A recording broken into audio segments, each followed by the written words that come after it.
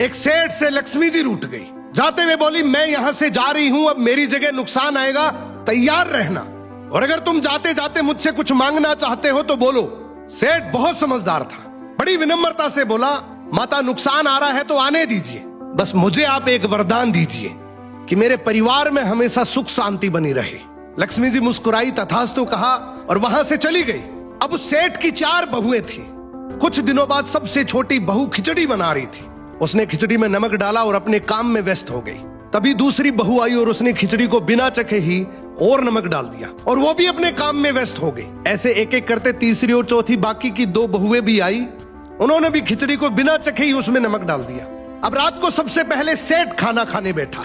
जैसे ही उसने खिचड़ी का 1 चम्मच लिया, उसे महसूस हो गया कि इसमें बहुत ज्यादा नमक है और सेठ जी तुरंत समझ गए कि नुकसान आ चुका है। किसी से कुछ नहीं कहा, चुपचाप खिचड़ी खाई और चला गया।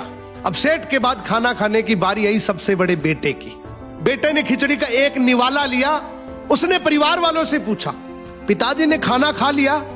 उन्होंने कुछ कहा? तो बाकी सबने जवाब दिया, हाँ पिताजी ने तो खाना खा लिया, लेकिन किसी से कुछ नहीं कहा। तो बड़े बेटे ने भी चुपचाप खिचड़ी खाई और चला गया। ऐसे ही करके परिवार के बाकी सारे सदस्य एक एक करके आए, अपने से पहले वालों के बारे में पूछा, कुछ नहीं कहा, चुपचाप खिचड़ी खाई और चले गए। अब रात को सेठ जी सो रहे थे, सपने में नुकसान आया और हाथ जोड़कर बोला, भाई मैं यहां से जा रहा हूं, मैं यहां नहीं रह सकता। तो सेठ जी ने पूछा, क्यों, क्या हो गया?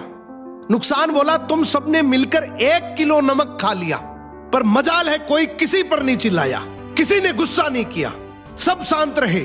अब जिस परिवार में इतनी सुख शांति हो, आपस में इतना प्यार हो, वहां पर मैं नहीं रह सकता।